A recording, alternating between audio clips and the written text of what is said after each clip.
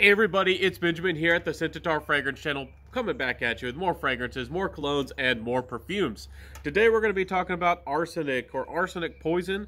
This is from the house of Sucreabeille, and this is a very interesting fragrance. This is kind of a dynamic fragrance in its own way. I don't want to get too much into the notes. I feel like it's really good as a fragrance reviewer just to mention the main accords, or how the accords make you feel, and what you smell overall, because it is nice to learn the notes, but you're going to have to smell the fragrance yourself, any fragrance, and look up the notes to try to understand and learn the notes and what makes a fragrance tick. Overall, this is called Arsenic Poison. I smell something synthetic, somewhat sweet, almost like a mix of a really odd old bubble gum and a really odd kind of maybe a fruity amber. There's something really strange about this fragrance. It's kind of inviting, but it does have a little bit of that smooth side about it that could lead and transition into something else. And that sweet smoothness does transition, and then it becomes a little bit of a linear fragrance, especially on your skin. It becomes kind of an odd musk. It's kind of inviting, but it does smell a little bit dangerous. It's called arsenic for a reason. It reminds me of the Romans, I believe it was, who some of the nobility thought it was smart to boil water in lead, or just like lead cooking. Like imagine your pots and your pans and everything. Maybe even your utensils are made out of lead, and they like to do it, and they would call it sweet water, because if you boil water in lead, it gives it a unusually sweet taste, and they liked it, but they didn't know how dangerous and poisonous lead was. And a lot of people speculate that that's what led a lot of those Caesars and Roman leadership to become mad at some point or another. This fragrance, to me, is kind of a Cicero-like smell, if you know who that is. It's kind of somebody who is on the verge of madness. They can hold things together. They can hold their personality together. They can present themselves in an odd, friendly way, but underneath it all, they're kind of mad. Kind of reminds me of a mad poet, a mad artist, a mad musician. This is a crazy fragrance in its own way. At first, it doesn't smell like that. At first, it smells kind of like an odd, just like a bubblegum sweetness, maybe a little bit ambery to my nose. And it's not particularly weird. But then as it becomes musky, it doesn't change into anything strange. You don't get a Jekyll and Hyde where, it completely changes.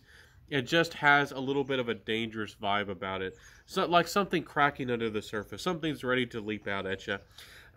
This does have that kind of vibe. So, interesting fragrance. Very creative name for a fragrance.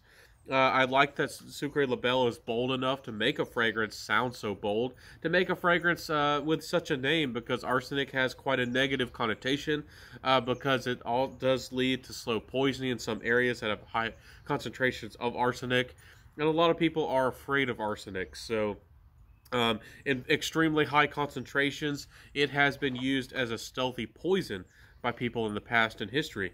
So arsenic is not a very friendly name, I guess you could say, but it's a very interesting choice, no doubt about it. Anyways, my friends, performance-wise, this fragrance only lasts 5 hours or so on me. It does linger on past that, but it's really hard to able to detect it past 5 hours. It's kind of poor on the projection and pour on the sillage. Overall, it's quite a faint fragrance on my skin. There's not a lot of performance here, but again, I think that fragrance is meant to be more of a second skin. I think it's meant to be kind of alluring and kind of dangerous in its own way. And I think that sometimes people do like skin scent or skin style fragrances where they're not shouting, they're not begging for attention, they're being a little bit more seductive, a little bit more I don't know, I wouldn't use the word reclusive, but a little bit more personal about their fragrance. It's just a fragrance for you, and they don't want to really beg for attention or demand attention from other people. In some cultures and to some people, wearing a fragrance that projects heavily, a beast mode fragrance where people can smell it 3, 4, 5, even 10 feet away, is extremely offensive, especially if you live in a big metropolitan city. If you live in if you went to a subway station and you were wearing, I don't know, 10 sprays of Sauvage, you could possibly make 100 people smell your fragrance. And that's just not something that's pleasant to a lot of people out there in the world. So, interesting fragrance, compliment factor. It can work for you. I honestly didn't wear this one out too much when I did wear it. I didn't get too close, you know, those days I didn't get too close to anybody for them to really be able to detect it. I asked a couple people's opinions, and they thought it was interesting that it became very subtle on the skin and made you have like a really interesting skin, like aura. It just smells like you, I don't know, used a really interesting shampoo. Maybe it smells like you bathed in charcoal or some kind of really interesting like black African soap or some kind of like exotic natural good, kind of like that. It doesn't smell too strange. But they did think it was interesting, no doubt. And the name kind of shocked them as well. So, interesting fragrance. More on the subtle musky side for sure. And overall, it's an interesting thing. Again, you can get a 1 ounce bottle from Sucreabielle for $39. I think their prices are quite decent if you want something that's subtle, dangerous, and kind of like more of a dark sweet musk kind of fragrance. This one might be for you. Again, if you're looking for that dark sweet musk, don't let the opening scare you. That bubblegum-ish, amber-ish vibe kind of goes away over time. So interesting juice. I think the prices from Sucreabielle are fair, and that's one of the things I like about this brand. And you got to, I don't know, just try a couple indie fragrances, just like niche. Find something that you connect with, find something that you like. And I think that there's a lot out there to love. I think there's a lot of fragrances out there to try and enjoy. So, interesting little juice, interesting little gem. Fantastic stuff. But it's not going to be for everybody. Y'all know that with indie fragrances. It's just like niche. You never know what you're going to get. And they're very daring, interesting fragrances. Anyways, I'm going to wrap up this review here, and if I didn't tell y'all in the beginning, and if y'all don't know, I was sent these for review a while back ago, or just sent from the brand to try them out and share these fragrances.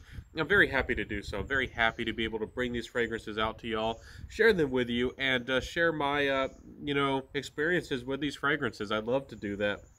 And if you love my content, if you love my videos today, if you love my review, please give me a good old like, comment, subscribe, hit the notification bell, and share the video down there below. It would mean a lot to me. It would help my channel grow, and it really tells YouTube that you enjoyed my video and that it's worthwhile. So please do that. Please help me out, and I'll see you next time, my friends. Live a little bit on the wild side with Arsenic, and I'll see you next time, everybody. Wear what you love and rock what you got. Have a good one, and bye.